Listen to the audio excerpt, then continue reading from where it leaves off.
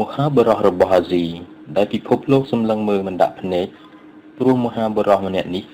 មានចក្ខុវិស័យនិងគំនិតថ្លៃដូចមាសទស្សនៈជីវិតចុងក្រោយទោះបីជាខ្ញុំធ្លាក់ខ្លួនឈឺនិងរៀបចូលមឈូសក៏ដោយខ្ញុំនឹងងើបឡើងវិញបើខ្ញុំមានអារម្មណ៍ថាប្រទេសរបស់ខ្ញុំជួបបញ្ហា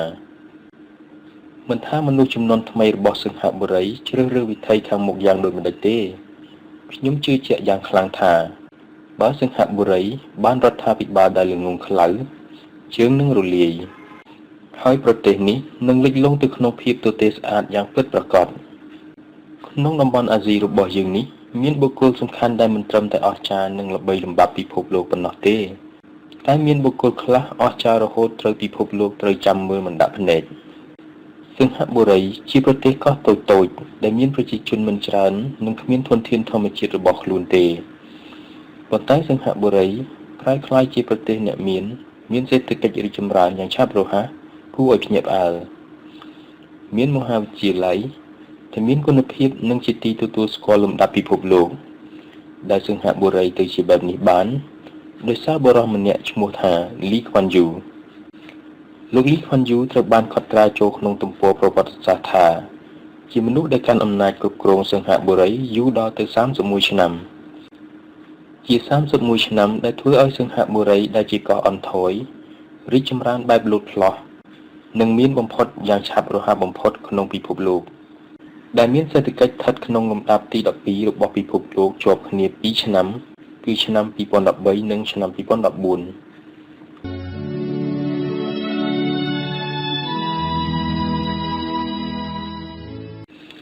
លោកលីខ្វាន់យូជារដ្ឋបរោះដ៏សំខាន់របស់សិង្ហបុរី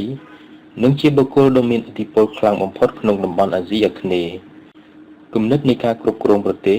និងការនាំយកនូវភាពមានបានឲ្យប្រទេសរបស់ខ្លួនធ្វើឲ្យពិភពលោកត្រូវសម្លឹងមើលគាត់ក្នុងរូបភាពជាបិតានៃសិង្ហបុរីសម័យថ្មីកិច្ចការខាងនយោបាយរបស់លោកលីខ្វាន់យូកាន់តែជារឿងដែលត្រូវសិក្សាបូករួមនឹងការនាំសិង្ហបុរីឲ្យមានភាពរីកចម្រើនចេញពីការគ្រប់គ្រងរបស់អង់គ្លេសដ៏យូរអង្វែងផងនោះបានញ៉ាំងឲ្យគំនិតរបស់គាត់រឹតតែត្រូវសិក្សាសម្បើមថែមទៀតលោកលីខ្វាន់យូគឺជាវីរបុរសសិង្ហបុរីជាអ្នកដឹកនាំដ៏យូរបំផុតដល់ទៅ31ឆ្នាំលោកលីខ្វាន់យូជាជនជាតិសិង្ហបុរីពីកំណើតកើតនៅថ្ងៃទី16ខែកញ្ញាឆ្នាំ1923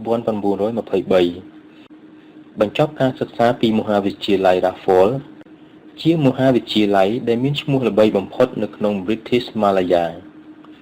មិត្តរួមចំនួនរបស់គាត់គឺតុនគូអាប់ឌុលរ៉ាម៉ាន់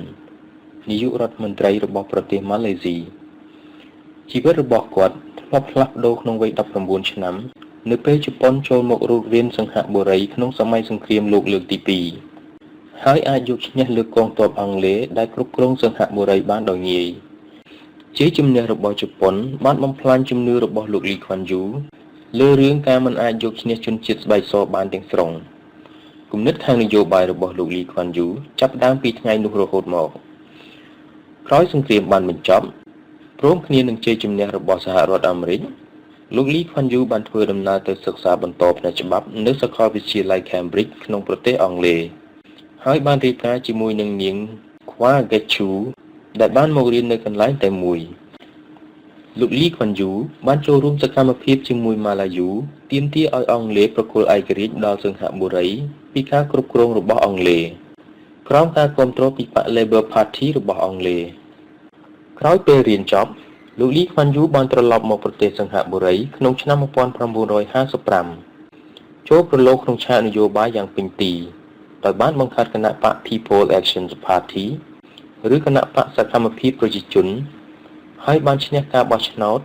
ចូលទៅធ្វើជាសមាជិកតំណាងរាស្ត្របានសម្រេច4ឆ្នាំក្រោយមកការបោះឆ្នោតជាសកលនៅថ្ងៃទី1មិថុនាឆ្នាំ1959បករបស់លោកលីខ្វាន់យូឈ្នះការបោះឆ្នោតទទួលបានកៅអីដល់ទៅ43កៅអីក្នុងចំណោមកៅអីទាំងអស់51កៅអីហើយត្រូវបានជ្រើសរើសឲ្យធ្វើជានាយករដ្ឋមន្ត្រីសិង្ហបុរីនៅពេលនោះមានអាយុត្រឹមតែ35ប៉ុណ្ណោះឆ្នាំ1961លោកលីខ្វាន់យូបានចរចាជាមួយនឹងតុនគូអាប់ឌុលរ៉ាម៉ាន់ដើម្បីរួមសិង្ហបុរីចូលជាមួយនឹងម៉ាឡេស៊ី ព្រោះសង្ហបុរីគ្មានធនធានធម្មជាតិហើយត្រូវពឹងលើប្រេងឆៅប្រទេសម៉ាឡេស៊ីប៉ុន្តែក្រោយពីរួមគ្នាបានត្រឹមតែ4ឆ្នាំសង្ហបុរីត្រូវបណ្តេញចេញពីម៉ាឡេស៊ីព្រោះបញ្ហារឿងជាតិសាសន៍លោកលីខ្វាន់យូបានសម្រេចចិត្តដើរទៅមុខសារប្រទេសសង្ហបុរីឲ្យជាប្រទេសដែលមានបំផុតនៅក្នុងលោកដោយអាស្រ័យលើសក្តានុពលនៃទីកន្លែងដឹកជញ្ជូននិងផ្ទេរទំនិញតាមសមុទ្ររហូតដល់សម្រេចគោលដៅតាមប្រវត្តិសាស្ត្ររបស់សង្ហបុរីជាកោះដែលស្ថិតនៅចុងឧបទ្វីបម៉ាឡាយូជាកន្លែងឈប់សម្រាករបស់ឈ្មួញទូទាំងពិភពលោកពីមុនមានឈ្មោះថាថេម៉ាឆេកមានស្ដេចគ្រប់គ្រងក្នុងកំឡុងសតវត្សទី17មានម្ចាស់គ្រប់គ្រងនគរប៉ាឡេបាំងធ្វើដំណើរស្វែងរកដែនដីដើម្បីកសាងប្រទេសតែទូកក៏បានលិចព្រះអង្គបានហែលទឹកឡើងទៅលើច្រាំងហើយក៏បានឃើញសត្វមួយប្រភេទមានខ្លួនពណ៌ក្រហមក្បាលពណ៌ខ្មៅស្រដៀងនឹងសត្វសិង្ហទ្រូងពណ៌សទើបព្រះអង្គសួរមនុស្សដែលដើរតាមថានោះជាសត្វអ្វីអ្នកដើរតាមឆ្លើយថានោះគឺជាសត្វសិង្ហទើបព្រះអង្គបានបដូរឈ្មោះថេម៉ាឆេកទៅជាសង្ហបុរៈក្រោយមកសង្ហបុរីក៏ស្ថិតនៅក្រោមការគ្រប់គ្រងរបស់សូតង់នៃម៉ាឡាកានាសម័យអាណានិគមប្រទេសដំបូងដែលចូលមករឹបអូសយកសង្ហបុរីគឺប្រទេសប៉ូទុយហ្គាល់នៅឆ្នាំ1511ហើយត្រូវពួកហូឡង់ដណ្ដើមយកទៅវិញនៅក្នុងឆ្នាំ1817អង់គ្លេសនិងហូឡង់បានប្រជែងគ្នាដាក់អាណានិគមអង់គ្លេសបានបញ្ជូន Sir Thomas Stamford Bentley Raffles មកត្រួតពិនិត្យមើលទឹកដីសង្ហបុរីនៅពេលនោះគឺមានស្ដេចសូតង់នៅគ្រប់គ្រងនៅឡើយលោក Raffles បានព្រមព្រៀងជាមួយនឹងស្ដេចសូតង់ថាខ្លួននឹងបង្កើតកន្លែងធ្វើអាជីវកម្មអង់គ្លេសនៅទីនេះតែទីបំផុតអង់គ្លេសក៏បានរឹបអូសយកសង្ហបុរីធ្វើជាអាណានិគមបានសម្រេចសង្គ្រាមលោកលើកទី2ជប៉ុនបានប្រកាសសង្គ្រាមជាមួយនឹងអង់គ្លេសហើយរឹបអូសយកប្រទេសសង្ហបុរីបានតែនៅពេលសង្គ្រាមបានបញ្ចប់អង់គ្លេសក៏ត្រឡប់មកគ្រប់គ្រងសង្ហបុរីដដែលរហូតដល់ពេលលោកលីខ្វាន់យូបង្កើតកម្លាំងទាមទារឯករាជ្យឲ្យសង្ហបុរីបានសម្រេចនៅក្នុងឆ្នាំ1962ដូច្នេះទើបលោកលីខ្វាន់យូបានក្លាយជាវីរបុរសដែលស្ថិតនៅក្នុងការចងចាំរបស់ជនជាតិសង្ហបុរីនិងពិភពលោកជានិរន្តរ៍ប្រទេសសង្ហបុរីត្រូវបានស្គាល់ជាលើកដំបូងក្នុងសតវត្សទី3ដោយជនជាតិចិនក្នុងនាមភូរូចុងប្រែថាកោះចុងឧបទ្វីបនៅខណៈនោះនៅមិនទាន់មានអ្នកណាដឹងពីប្រវត្តិរបស់កោះនេះច្រើនប៉ុន្មានទេសង្ហបុរីស្ថិតនៅចុងឧបទ្វីបម៉ាឡាយូជាទីប្រសព្វនៃផ្លូវធ្វើដំណើរតាមទឹកដែលកើតឡើងតាមធម្មជាតិល្អឥតខ្ចោះទើបសង្ហបុរីក្លាយជាកន្លែងសម្រាប់សម្រាកទូកដើរសមុទ្រគ្រប់ប្រភេទអង់គ្លេសសម្លឹងមើលឃើញភាពសំខាន់របស់សង្ហបុរីផ្នែកយុទ្ធសាស្ត្រសម្រាប់ជួសជុលបន្ថែមស្បៀងនិងការពារទ័ពជើងទឹករបស់អាណាចក្រដ៏រីកចម្រើនរបស់ខ្លួនរួមទាំងការពារការរុករានរបស់ជនជាតិហូឡង់ក្នុងតំបន់នោះផងដែរផ្ទុយគ្នាពីនយោបាយដែលបាននិយាយមក Sir Thomas Stamford Raffles ដែលជាយកសង្ហបុរីធ្វើជាទីតាំងពាណិជ្ជកម្មសេរីអូសទាញឈ្មួញគ្រប់តំបន់ក្នុងអាស៊ីនិងពីទីកន្លែងឆ្ងាយៗដូចជាអាមេរិកនិងមជ្ឈិមប្រទេសក្នុងឆ្នាំ1824ត្រឹមតែ5ឆ្នាំក្រោយពីការបង្កើតប្រទេសសង្ហបុរីក្នុងបច្ចុប្បន្នប្រជាជនបានកើនឡើងដែលពីមុនមានត្រឹមតែ150នាក់រហូតក្លាយជា10000នាក់ក្នុងឆ្នាំ1832សង្ហបុរីទៅជាមជ្ឈមណ្ឌលរដ្ឋាភិបាលក្នុងតំបន់ច្រកពីណាំងម៉ាឡាកាសង្ហបុរីការបើកព្រែកជីក CA ក្នុងឆ្នាំ1869និងការចូលមករបស់ម៉ាស៊ីនទូរលេខនិងទូកប្រើដោយចំហាយទឹកធ្វើឲ្យភាពសំខាន់របស់សង្ហបុរីកើនឡើងរហូតក្លាយជាមជ្ឈមណ្ឌលពាណិជ្ជកម្មដែលកំពុងតែពង្រីកខ្លួនតភ្ជាប់រវាងលោកខាងលិចនិងលោកខាងកើតសង្ហបុរីធ្លាប់ធ្លាក់ជាសមរភូមិក្នុងសតវត្សទី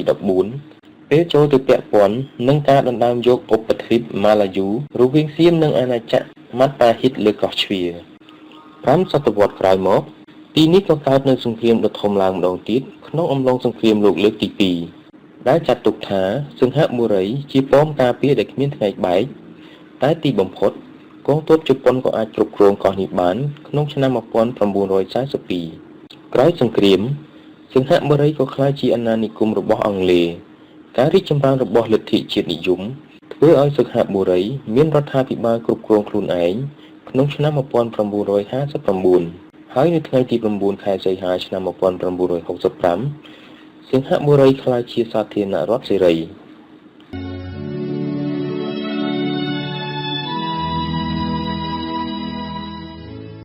វិថីជីវិតលោកលីខ្វាន់យូរដ្ឋបុរសសិង្ហបុរីនាយករដ្ឋមន្ត្រីដំបូងរបស់ប្រទេសសិង្ហបុរីគឺលោកលីខ្វាន់យូកើតនៅថ្ងៃទី16ខែកញ្ញាឆ្នាំ1923សិក្សានៅស្ថាប័ន Raffles និងសិក្សាបន្តនៅ London School of Economics និងរៀនចប់ផ្នែកច្បាប់នៅមហាវិទ្យាល័យ Fitzwilliam Cambridge លោកលីខ្វាន់យូបានរៀបការជាមួយនឹងភរិយារបស់គាត់ឈ្មោះ Wa Gechu ដោយស្ងាត់ៗនៅក្នុងឆ្នាំ1947នៅពេលដែលអ្នកទាំងពីរកំពុងសិក្សានៅក្នុងទីក្រុងឡុងក្រោយពេលត្រឡប់មកសិង្ហបុរីវិញអ្នកទាំងពីរបានរៀបចំពិធីរៀបការម្ដងទៀតនៅថ្ងៃទី30ខែកញ្ញាឆ្នាំ1950លោកលីខ្វាន់យូធ្លាប់បើកក្រុមហ៊ុនច្បាប់ជាមួយនឹងប្អូនប្រុស Dennis មុននឹងលាឈប់ដើម្បីចូលប្រឡូកក្នុងឆាកនយោបាយលោកលីខ្វាន់យូធ្លាប់និយាយថាខ្ញុំគិតថាការរៀបការជាមួយស្ត្រីម្នាក់ពីរដងមិនមែនជារឿងខុសអ្វីនោះទេលោកលីខ្វាន់យូនិងភរិយាមានកូនទាំងអស់3នាក់កូនច្បងគឺលោកលីសៀនឡុងនាយករដ្ឋមន្ត្រីសិង្ហបុរីបច្ចុប្បន្នកូនទី2គឺលោកលីសៀងយ៉ាងបច្ចុប្បន្នជាប្រធានក្រុមហ៊ុនអចលនទ្រព្យនិងភេសជ្ជៈ Fraser and New F&N ក្រោយពីគ្រប់គ្រងក្រុមហ៊ុន Singapore Telecommunication កូនទី3គឺលីវ៉ុយលីងកូនស្រីតែម្នាក់គត់របស់លោកលីខ្វាន់យូនិងវ៉ាហ្គេឈូបច្ចុប្បន្ននាងជានាយិកាវិទ្យាស្ថានវិទ្យាសាស្ត្រសរសៃប្រសាទនៃសិង្ហបុរីលោកស្រីវ៉ាហ្គេឈូមានជំងឺរ៉ាំរ៉ៃទៅណាមិនបានមិនអាចនិយាយឬកម្រើករាងកាយបានទទួលអនិច្ចកម្មក្នុងឆ្នាំ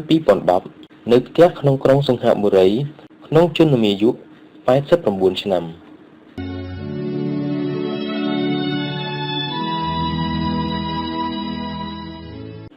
លោកលីខ្វាន់យូជាអ្នកបង្កើតសិង្ហបុរីសម័យទំនើបដោយការវះកាត់សិង្ហបុរីពីកំពង់ផែរបស់ប្រទេសតន្ត្រីលោកឲ្យក្លាយទៅជាមជ្ឈមណ្ឌលហិរញ្ញវត្ថុរបស់ប្រទេសជឿនលឿនគឺជានាយករដ្ឋមន្ត្រីដែលកាន់តំណែងយូរជាងគេដល់ទៅ31ឆ្នាំរហូតដល់ឆ្នាំ1990ទើបលាឈប់ពីតំណែងក្រោយមក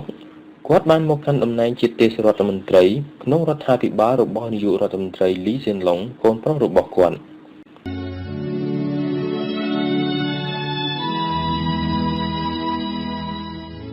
ការបង្កើតគណៈបកនយោបាយក្រោយស្ថិតក្រោមការគ្រប់គ្រងរបស់អង់គ្លេសអស់រយៈកាលជាយូរឆ្នាំលោកលីខ្វាន់យូចង់ឃើញសិង្ហបុរីមានអំណាចគ្រប់គ្រងដោយខ្លួនឯងទើបបង្កើតគណៈបកសកម្មភាពប្រជាជនរួមជាមួយនឹងមិត្តភ័ក្តិវណ្ណៈកណ្ដាលដែលបានសិក្សានៅអង់គ្លេសនិងសមាជិកក្រុមប្រឹក្សាពាណិជ្ជកម្មដែលគ្រប់គ្រងដោយបកកុម្មុយនីសនៅថ្ងៃទី11ខែវិច្ឆិកាឆ្នាំ1954ចាត់ជាការជួបជុំដ៏សំខាន់ដោយសារតែក្រុមមនុស្សបាននិយាយជាភាសាអង់គ្លេសបានក្នុងសិង្ហបុរីមានចំនួនតិចតួចទើបចាំបាច់ត្រូវការគ្រប់គ្រងពីគណៈបកដែលនិយាយភាសាចិននិងក្រុមអ្នកគ្រប់គ្រងបកកុម្មុយនីសផងដែរខណៈជាមួយគ្នាក៏ត្រូវការបកពួកដែលមិនមែនជាបកកុម្មុយនីសផងដែរដើម្បីរកសម្លេងគ្រប់គ្រងពីប្រជាជនកិច្ចប្រជុំបង្កើតគណៈបកសកម្មភាពប្រជាជនដែលប្រព្រឹត្តឡើងនៅសាល Victoria Memorial Hall ក្នុងសិង្ហបុរីអាចទាស់ទាញអ្នកគ្រប់គ្រងឲ្យចូលរួមបានដល់ទៅ 1500 នាក់ក្រោយពេលដែលគណៈបកសកម្មភាពប្រជាជនឈ្នះការបោះឆ្នោតយ៉ាងសន្ធឹកសន្ធាប់ដោយប្រមូលកៅអីក្នុងសភាបានដល់ទៅ43កៅអីក្នុងចំណោមកៅអីទាំងអស់51កៅអីក្នុងការបោះឆ្នោតនៅក្នុងឆ្នាំ1959លោកលីខ្វាន់យូបានចូលរួមពិធីស្បត់ចូលកាន់តំណែងជានាយករដ្ឋមន្ត្រីនៅថ្ងៃទី5ខែមិថុនាឆ្នាំ1959ក្រោយមកគណៈបកសកម្មភាពប្រជាជននៅតែបន្តឈ្នះការបោះឆ្នោតដល់ទៅ4សម័យកាលជាប់គ្នាពីឆ្នាំ1968ដល់ឆ្នាំ1980ដើម្បីទទួលឯករាជ្យពីការគ្រប់គ្រងរបស់អង់គ្លេសនិងដើម្បីប្រឆាំងនឹងការគំរាមកំហែងពីអ្នកគ្រប់គ្រងចិនកុម្មុយនីសក្នុងប្រទេសសិង្ហបុរីលោកលីខ្វាន់យូដឹងច្បាស់ពីភាពសំខាន់ដែលថាសិង្ហបុរីចាំបាច់ត្រូវរួបរวมគ្នាជាមួយប្រទេសម៉ាឡេស៊ីដើម្បីអាចនៅបានហើយនៅថ្ងៃខួបគម្រប់អាយុ40ឆ្នាំរបស់គាត់បានប្រកាសកិច្ចព្រមព្រៀងរួមគ្នាជាមួយនឹងនាយករដ្ឋមន្ត្រីម៉ាឡេស៊ីតុនគូអាប់ឌុលរ៉ាម៉ាន់ដើម្បីបង្កើតនិងចូលរួមជាផ្នែកមួយនៃសហព័ន្ធម៉ាឡេព្រមព្រៀងនឹងប៉ារ៉ាណេអូខាងជើងនិងសារ៉ាន់វ៉ា ប៉ុន្តែការសហការនោះមិនបានយូរអង្វែងទេដោយសារតែមានបាតកម្មទាមទារកើតឡើងក្នុងប្រទេសសិង្ហបុរីឆ្នាំ1964ដែលធ្វើឲ្យទាំងតុនគូអាប់ឌុលរ៉ាម៉ាន់និងលោកលីខ្វាន់យូស្ថិតក្នុងស្ថានភាពហាស្លាក់ជាក់ស្លែងព្រោះថាសម្រាប់សិង្ហបុរីជនជាតិចិនត្រូវមានសិទ្ធិស្មើគ្នានឹងជនជាតិម៉ាឡេស៊ីដែលនេះជារឿងដែលរដ្ឋាភិបាលដែលមានសម្លេងភាគច្រើនជាជនជាតិម៉ាឡេស៊ីមិនយល់ព្រមទីបំផុតតុនគួរសម្រាប់ចិត្តបណ្ដេញសិង្ហបុរីចេញពីសហព័ន្ធម៉ាឡេនាំទៅកាន់ឯករាជ្យភាពរបស់ប្រទេសតូចមួយនេះនៅថ្ងៃទី9ខែសីហាឆ្នាំ1965ចាត់ជារឿងអាក្រក់បំផុតសម្រាប់លោកលីខ្វាន់យូដែលជឿថាការរួមគ្នាជាមួយម៉ាឡេស៊ីសំដៅដល់ការអាចនៅបានរបស់សិង្ហបុរីវាជាពេលវេលាដ៏សែនឈឺចាប់បំផុតព្រោះមួយជីវិតរបស់គាត់ជឿជាក់ការរួមប្រទេសទាំងពីរឲ្យជាធ្លុងមួយរហូតមកដោយចក្ខុវិស័យដែលដឹងច្បាស់ថាសិង្ហបុរីគ្មានប្រភពធនធានផ្សេងៗជារបស់ខ្លួនទើបលោកលីខ្វាន់យូផ្ដោតលើការកសាងសេដ្ឋកិច្ចដ៏រឹងមាំដើម្បីជាសសរទ្រូងរបស់ជាតិអ្នកមិនអាចមានសេដ្ឋកិច្ចនិងជាតិដែលរឹងមាំបានទេលុះណាតែសង្គមរបស់អ្នករឹងមាំជាធ្លុងមួយទទួលបានការសិក្សាដ៏ល្អនិងមានស្ថិរភាពកាន់តែខ្លាំងឡើងទីបំផុតគាត់ក៏អាចផ្លាស់ប្ដូរសិង្ហបុរីឲ្យក្លាយទៅជាប្រទេសឧស្សាហកម្មដ៏សកម្មដោយការធ្វើជាប្រទេសនាំចេញទំនិញអេឡិចត្រូនិកផលិតផលគីមីនិងសេវាកម្មផ្សេងៗជាគោលឧទាហរណ៍លោកដេងហ្សាវភីងអតីតមេដឹកនាំចិននិយាយដល់លោកលីខ្វាន់យូថាជាទីប្រឹក្សារបស់គាត់ចំណែកលោក Henry Kissinger ម្ចាស់រង្វាន់ Nobel សន្តិភាពធ្លាប់និយាយថាកន្លះសតវត្សរ៍កន្លងមកខ្ញុំបានជួបជាមួយនឹងមេដឹកនាំនានាទូទាំងពិភពលោកប៉ុន្តែមិនធ្លាប់មានអ្នកណាម្នាក់ផ្ដល់បទពិសោធន៍ដល់ខ្ញុំបានច្រើនស្មើនឹងលោកលីខ្វាន់យូទេ Margaret Thatcher អតីតនាយករដ្ឋមន្ត្រីស្រីរបស់អង់គ្លេសដែលជាមិត្តជិតស្និទ្ធរបស់លោកលីខ្វាន់យូធ្លាប់បាននិយាយដល់មេដឹកនាំសិង្ហបុរីថាគាត់ជាមនុស្សដែលមិនធ្លាប់ខុសភ្លាត់ក្នុងឆ្នាំ1990លោកលីខ្វាន់យូបានសម្រេចចុះចេញពីតំណែងជានាយករដ្ឋមន្ត្រីដោយមាន logo ជុកតុងជាអ្នកទទួលតំណែងបន្តលោកលីខ្វាន់យូកាន់តំណែងជានាយករដ្ឋមន្ត្រីដល់ទៅ31ឆ្នាំហើយចាត់ជានាយករដ្ឋមន្ត្រីដែលកាន់តំណែងយូរបំផុតក្នុងលោកប៉ុន្តែលោកលីខ្វាន់យូនៅតែកាន់តំណែងជាអគ្គលេខាធិការបក្សសកម្មភាពប្រជាជនរហូតដល់ឆ្នាំ1992ហើយនឹងមានតួនាទីក្នុងឋានៈជារដ្ឋបរិចាស់ឧស្សាហ៍និងជាទីប្រឹក្សារដ្ឋមន្ត្រីរហូតដល់ឆ្នាំ2011លោកលីសៀនឡុងជាកូនប្រុសរបស់លោកលីខ្វាន់យូទទួលតំណែងជានាយករដ្ឋមន្ត្រីទី3បន្ទាប់ពី logo ចុកតុងនៅថ្ងៃទី12សីហាឆ្នាំ2004ហើយនៅកាន់តំណែងរហូតដល់សប្តាហ៍ថ្ងៃនេះលោកលីខ្វាន់យូធ្លាប់និយាយដល់កូនប្រុសដែលជាអតីតនាយទាហានដែលធ្លាប់ទទួលតួនាទីជាទាហានជាន់ខ្ពស់របស់កងទ័ពអាកាសសិង្ហបុរីនិងធ្លាប់មានតំណែងក្នុងក្រសួងផ្សេងៗមកជាច្រើនមុននឹងឡើងកាន់តំណែងជានាយករដ្ឋមន្ត្រីថាមើលចុះតើមានអ្នកណាខ្លាំងជាងគេលើរឿងបទពិសោធន៍ខាងនយោបាយនិងជំនាញខាងភាសាទៀតគឺគ្មានទេលោកស្រីវ៉ាហ្គិចឈូភរិយារបស់លោកលីខ្វាន់យូទទួលមរណភាពនៅថ្ងៃទី2តុលាឆ្នាំ2010បន្ទាប់ពីត្រូវចូលមន្ទីរពេទ្យជាច្រើនដងដោយសារជំងឺស្ទះសរសៃឈាមក្នុងខួរក្បាល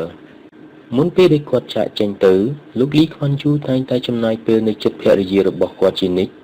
សូម្បីតែពេលភរិយារបស់គាត់ធ្វើដំណើរទៅបរទេសលោកលីបានសន្ទនាជាមួយគាត់តាមរយៈ webcam គ្រប់ពេលវេលាផងដែរអ្នកទាំងពីររៀបការនឹងរស់នៅជាមួយគ្នាអស់រយៈពេល63ឆ្នាំ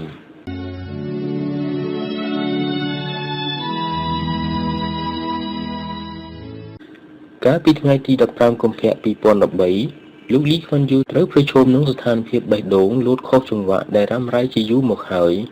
រហូតធ្វើឲ្យខួរក្បាលខ្វះឈាមមួយរយៈទោះជាចេញពីមន្ទីរពេទ្យបានមួយរយៈហើយតែបញ្ហាសុខភាពរបស់លោកលីខ្វាន់យូនៅតែត្រូវគេនិយាយដល់ក្នុងចំណោមជនជាតិសិង្ហបុរីនៅពេលផ្ដល់បទសម្ភាសន៍លោកលីខ្វាន់យូទទួលស្គាល់ថាគាត់មានអារម្មណ៍ថាកម្លាំងកាយនិងភាពរហ័សរហួនរបស់គាត់ថយចុះយ៉ាងគំហុកគាត់និយាយដល់ទស្សនៈជីវិតក្នុងស្នាដៃសៀវភៅរបស់គាត់ដែលមានឈ្មោះ One Man Views of the World ថាគ្រប់យ៉ាងរមែងតែមានចុងបញ្ចប់ហើយខ្ញុំចង់ឲ្យចុងបញ្ចប់របស់ខ្លួនឯងឆាប់រហ័សនិងគ្មានការឈឺចាប់ឲ្យច្រើនបំផុតតាមដែលអាចទៅរួចនៅថ្ងៃទី4មិថុនាឆ្នាំ2013លោកលីខ្វាន់យូបានទទួលសញ្ញាបត្របណ្ឌិតកិត្តិយសផ្នែកច្បាប់ពីមហាវិទ្យាល័យជាតិសិង្ហបុរីដោយសារតែភាពជាអ្នកដឹកនាំចក្ខ ខុវិស័យនិងស្នាដៃរបស់គាត់ចំពោះការអភិវឌ្ឍសេដ្ឋកិច្ចនិងសង្គមសង្ហបុរីបានផ្លាស់ប្ដូរមុខមាត់ពីកោះអន្ថយដែលគ្មានធម្មជាតិឲ្យក្លាយជាជាតិសាសន៍មួយដែលមានការអភិវឌ្ឍខ្លាំងបំផុតនៅអាស៊ីនិងអន្តរជាតិទោះបីជាពេលវេលាដំបូងនៃការគ្រប់គ្រងប្រទេសរបស់គណៈបក្សសកម្មភាពប្រជាជនមិនសូវរលូនប៉ុន្មានហើយមាននិន្នាការត្រូវបកប្រឆាំងផ្ដួលអំណាចតែលោកលីខ្វាន់យូនៅអាចអភិវឌ្ឍនាំឲ្យសង្ហបុរីមានភាពរីកលូតលាស់លើគ្រប់ផ្នែកនិងវិស័យផ្សេងៗលើវេទិកាពិភពលោកជាពិសេសលើផ្នែកសេដ្ឋកិច្ចគាត់សាងនៅភាពមានបានដល់ជាតិនិងសាងជីវភាពរស់នៅដែលល្អប្រសើរឡើងដល់ប្រជាជនសង្ហបុរីរហូតទីបំផុតសង្ហបុរីជាប់លំដាប់ប្រទេសមួយក្នុងចំណោមប្រទេសដែលមានបំផុតក្នុងលោកស្នាដៃទាំងឡាយព្រមទាំងនយោបាយគ្រប់គ្រងប្រទេសរបស់លោកលីខ្វាន់យូធ្វើឲ្យគាត់ទទួលបានការទុកចិត្តពីប្រជាជនឲ្យកាន់តំណែងជានាយករដ្ឋមន្ត្រីអស់ពេលរយៈពេលដ៏យូរទោះបីមានសម្លេងនិយាយថាការគ្រប់គ្រងរបស់គាត់ស្រដៀងនឹងរបបផ្ដាច់ការដែលរដ្ឋាភិបាលរៀបចំអ្វីៗគ្រប់យ៉ាងឲ្យរួចរាល់សម្រាប់ប្រជាជនដែរក៏ដោយម្យ៉ាងទៀតនៅចេញច្បាប់ដ៏តឹងរ៉ឹងក្នុងការគ្រប់គ្រងនិងមើលថែប្រជាជនរហូតល្បីទូទាំងពិភពលោកពីភាពដាច់ខាតរបស់ច្បាប់ក្នុងសង្ហបុរីចាប់ពីរឿងដែលមើលទៅកំពេចកំពុកដូចជាការបោះសម្រាមចោលប្រទេសដានឹងត្រូវផាកពិន័យជាប្រាក់យ៉ាងច្រើនរហូតដល់រឿងធំដូចជាការពាក់ព័ន្ធនឹងថ្នាំញៀននឹងត្រូវកាត់ទោសព្យួរកមិនអាចប្តឹងឧទ្ធរណ៍បានដូចគ្នានឹងទោសកេងប្រវ័ញ្ចនិងពុករលួយក្នុងរដ្ឋនឹងត្រូវយកទៅព្យួរកដូចគ្នាសពថ្ងៃនេះសង្ហបុរីជោគជ័យក្នុងភាវៈជាប្រទេសតូចៗដែលអាចសាងនូវភាពជឿជាក់ដល់អន្តរជាតិក្លាយជាមជ្ឈមណ្ឌលធុរកិច្ចហិរញ្ញវត្ថុធនាគារពិភពលោកក្រុងកំពង់ផែនិងមជ្ឈមណ្ឌលពាណិជ្ជកម្មផ្សារភាគហ៊ុនមជ្ឈមណ្ឌលទេសចរណ៍ដ៏ទាន់សម័យក្នុងតំបន់អាស៊ីដោយសារតែសង្ហបុរីគ្មានធនធានធម្មជាតិណាមួយក្នុងដៃសោះឡើយទើបចាត់ទុកបានថាលោកលីខ្វាន់យូមានភាពវៃឆ្លាតក្នុងការគ្រប់គ្រងប្រទេសគាត់រៀបចំយុទ្ធសាស្ត្រការសិក្សាដល់យុវជនដែលឃើញច្បាស់ថាគឺផ្នែកភាសាដែលទំនុកបំរុងទាំងផ្នែកភាសាចិនគងឺភាសាអង់គ្លេសនិងភាសាឥណ្ឌូនេស៊ីដែលជាប្រទេសមានទំនាក់ទំនងនឹងសង្ហបុរីខាងផ្នែកពាណិជ្ជកម្មនិងវិនិយោគទុនអ្វីដែលសំខាន់គឺបច្ចេកវិទ្យាទាន់សម័យពីអឺរ៉ុបនិងអាមេរិកក៏ត្រូវបានផ្សព្វផ្សាយក្នុងសង្ហបុរីរហូតដល់ប្រជាជនយល់និងប្រើប្រាស់បច្ចេកវិទ្យាបានយ៉ាងស្ទាត់ម្យ៉ាងទៀតគាត់មិនភ្លេចពង្រឹងចំណេះដឹងខាងផ្នែកវប្បធម៌របស់បុព្វបុរសឡើយរឿងទាំងអស់នេះធ្វើឲ្យសង្ហបុរីដែលពីមុនជាប្រទេសដែលគ្មានអ្វីសោះឡើយតែក្លាយជាប្រទេសមួយក្នុងចំណោមប្រទេសនាំមុខគេរបស់ពិភពលោកនិងរឹងមាំជាប្រទេសមួយក្នុងប្រទេសអាស៊ីដែលទទួលបានការទទួលស្គាល់ពីមនុស្សក្នុងពិភពលោករហូតដល់សព្វថ្ងៃនេះ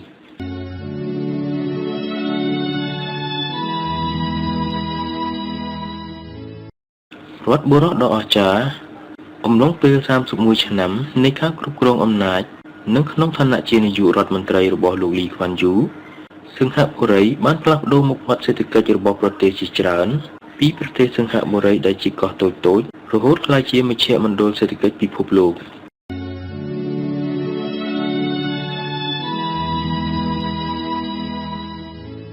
អ្នកគ្រប់គ្រងនិងអ្នកជំនាញជោគជ័យខាងសេដ្ឋកិច្ចរបស់សង្ហបុរីនោះរដ្ឋាភិបាលរបស់លោកលីខ្វាន់យូផ្ដោតលើការឲ្យអ្នកជំនាញចូលមករៀបចំសេដ្ឋកិច្ចរបស់ប្រទេសបានយ៉ាងពេញទំហឹងអ្នកនយោបាយនិងគណៈរដ្ឋមន្ត្រីនឹងគ្រប់គ្រងតែនយោបាយគោលតែប៉ុណ្ណោះមិនចូលទៅកកកកាយនិងសេចក្តីលម្អិតនៃការគ្រប់គ្រងការងារទេម្យ៉ាងទៀតរដ្ឋាភិបាលបានព្យាយាមអូសទាញបណ្ដាអ្នកវិនិយោគិននិងអ្នកគ្រប់គ្រងដែលមានសមត្ថកិច្ចលេចធ្លោទាំងឡាយឲ្យចូលមកមានចំណែកទទួលខុសត្រូវនិងគ្រប់គ្រងកិច្ចការប្រទេសជាតិដោយយល់ព្រមឲ្យបុគ្គលទាំងនោះអាចកាន់ភាគហ៊ុនក្នុងក្រុមហ៊ុនផ្សេងៗបានប៉ុន្តែនៅពេលណាក៏ដោយតែរកឃើញថាបុគ្គលទាំងនោះទុច្ចរិតឬគ្រប់គ្រងការងារដើម្បីឲ្យកើតនូវប្រយោជន៍ផ្ទាល់ខ្លួននឹងត្រូវបណ្តេញចេញនិងប្តឹងដល់តុលាការក្រៅពីនោះរដ្ឋាភិបាលបានរៀបចំប្រព័ន្ធក្នុងប្រទេសដើម្បីផ្តល់ភាពងាយស្រួលដល់មនុស្សដែលមានចំណេះដឹងនិងសមត្ថភាពឲ្យមានអារម្មណ៍ចង់ធ្វើការដើម្បីប្រយោជន៍រួមគ្មានប្រព័ន្ធបពុះដែលនេះគឺជាការបង្ហាញឲ្យឃើញពីការប្រើមនុស្សបែបអ្នកជំនាញលោកលីខ្វាន់យូដឹងច្បាស់ថាមន្ត្រីរាជការគឺជាគ្រឿងចក្រដ៏សំខាន់ដែលធ្វើឲ្យប្រទេសដំណើរការទៅមុខឬបរាជ័យដូច្នេះនៅពេលគណៈបក្សសកម្មភាពប្រជាជនបានធ្វើជារដ្ឋាភិបាល បានផ្ដើមកែតម្រង់ការិយាធិបតេយ្យយ៉ាងពេញទំហឹង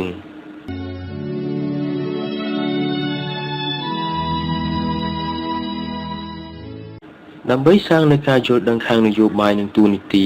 រដ្ឋាភិបាលផ្ដើមរៀបចំប្រព័ន្ធអត្រាប្រាក់ខែខ្ពស់ថ្មីដោយបន្ថែមប្រាក់ខែដល់មន្ត្រីថ្នាក់ទាបនិងកាត់ប្រាក់ខែមន្ត្រីថ្នាក់ខ្ពស់រដ្ឋាភិបាលមិនខ្វល់ទេថាមន្ត្រីរាជការណាម្នាក់មានកម្រិតវប្បធម៌យ៉ាងម៉េចសូមត្រឹមតែជាមន្ត្រីរាជការដែលមានប្រសិទ្ធភាពគ្រប់គ្រាន់និងមានឱកាសរីកចម្រើនដូចគ្នាទាំងអស់មន្ត្រីរាជការដែលគ្មានប្រសិទ្ធភាពនឹងត្រូវបណ្តេញចេញដោយមិនខ្វល់ថាធ្វើការងារមកច្រើនឆ្នាំហើយក៏ដោយឬកម្រិតវប្បធម៌យ៉ាងដូចម្តេចនោះទេហើយរដ្ឋាភិបាលទទូចសូមឲ្យប្រជាជនជួយឃ្លាំមើលប្រតិកម្មរបស់មន្ត្រីរាជការទាំងឡាយហើយរាយការណ៍ឲ្យក្រសួងបានដឹងមន្ត្រីរាជការត្រូវសិក្សាគោលនយោបាយរបស់រដ្ឋាភិបាលប្រសិនបើធ្វើការងារផ្ទុយនឹងគោលដៅរបស់រដ្ឋាភិបាលនឹងត្រូវបណ្តេញចេញពីមន្ត្រីរាជការទាំងនេះឆ្លុះបញ្ចាំងឲ្យឃើញពីការគ្រប់គ្រងដ៏ល្អដែលជំរុញឲ្យមន្ត្រីរាជការមានចំណែករួមក្នុងការអភិវឌ្ឍប្រទេសបានយ៉ាងពិតប្រាកដ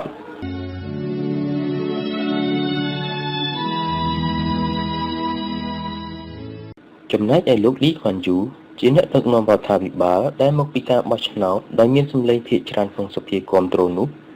មានវិធីគ្រប់គ្រងដោយបង្ក្រាបអ្នកនយោបាយរបស់បកប្រឆាំងឬអ្នកដែលមិនយល់ស្របដោយការចេញច្បាប់ស្តីពីសន្តិសុខផ្ទៃក្នុងឬដែលគាត់ហៅថាជាការគ្រប់គ្រងដោយច្បាប់ដែលជាគ្រឹះសំខាន់នៃរបបប្រជាធិបតេយ្យក្នុងច្បាប់នៃរបបប្រជាធិបតេយ្យនោះរដ្ឋាភិបាលរបស់លោកលីខ្វាន់យូត្រូវបានផ្ដល់សិទ្ធិពិសេសដល់មន្ត្រីផ្នែកបង្ក្រាបឲ្យឃុំឃាំងបណ្ដាអ្នកតស៊ូដើម្បីឯករាជ្យរបស់ជាតិបាន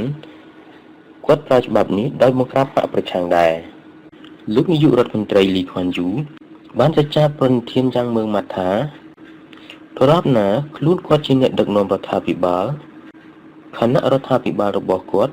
ត្រូវតែបាតដៃសស្អាតគ្មានអំពើពុករលួយទុច្ចរិតប្រាចាករឿងអាស្រូវនិងមន្ទិលណាទាំងអស់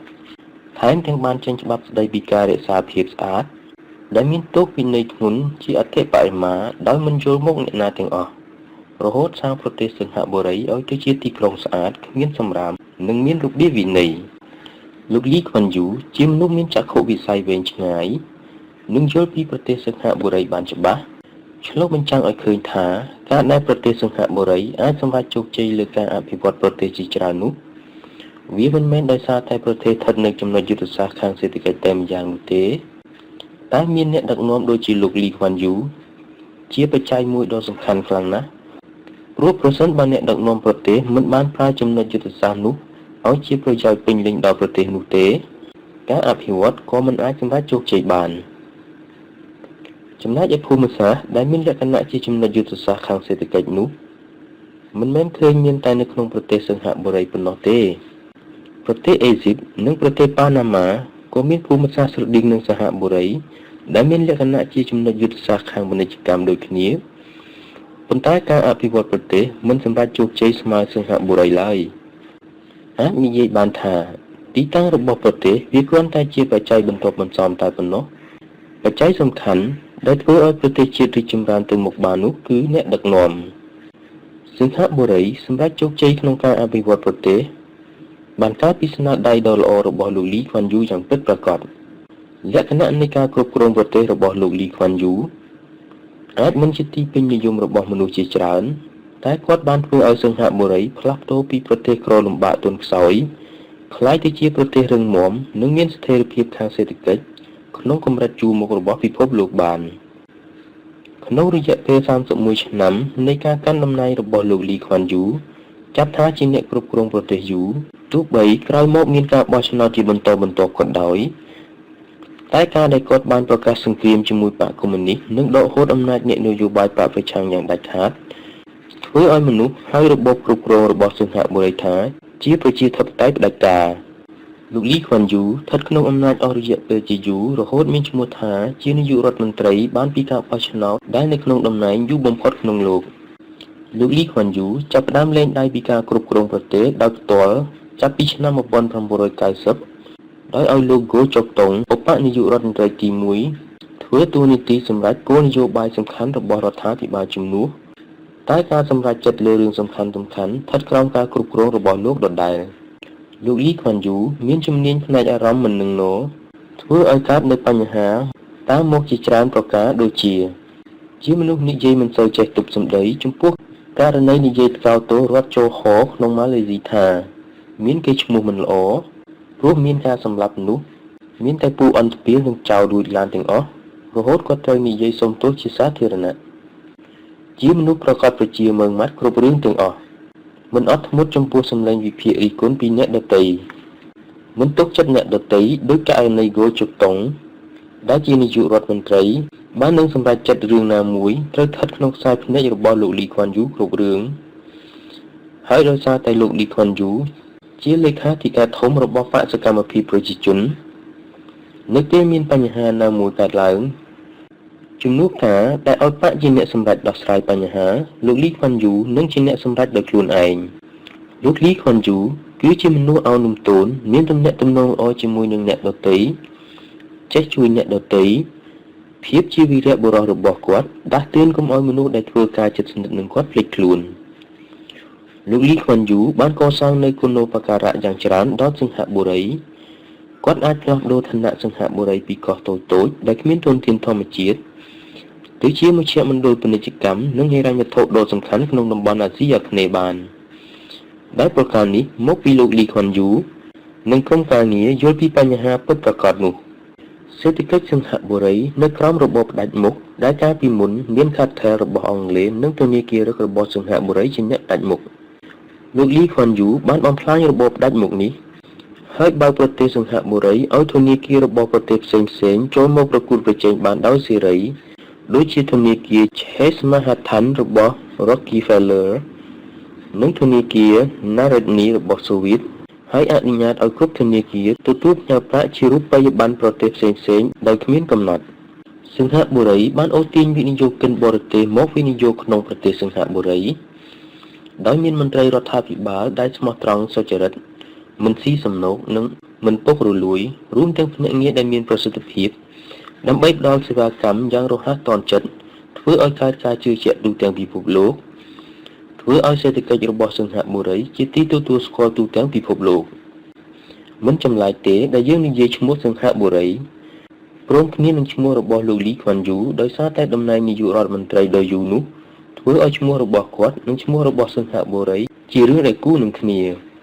លោកលីខ្វាន់យូត្រូវបានលើកតម្កើងថាជារដ្ឋបុរសពីអន្តរជាតិក្នុងឋានៈអ្នកនយោបាយអ្នកជោគជ័យក្នុងការកសាងសិង្ហបុរីឲ្យជាប្រទេសដែលមានភាពរីកចម្រើនខាងសេដ្ឋកិច្ចនិងសាងបរិស្ថានជុំវិញឲ្យជីវិតមានគុណភាព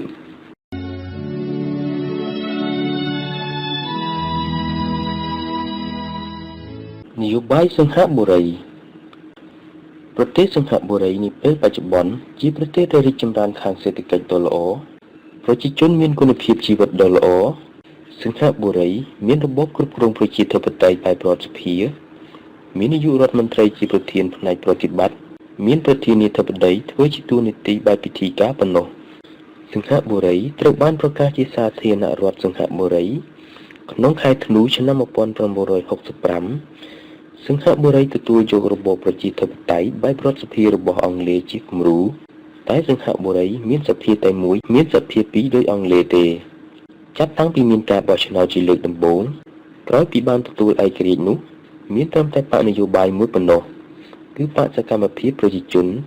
ដែលត្រូវបានជ្រើសរើសឲ្យកាន់តំណែងខាងនយោបាយក្នុងសភាជាង3ទសវត្សរ៍ដោយមានអ្នកដឹកនាំប្រទេសតែម្នាក់គត់គឺលោកលីខ្វាន់យូ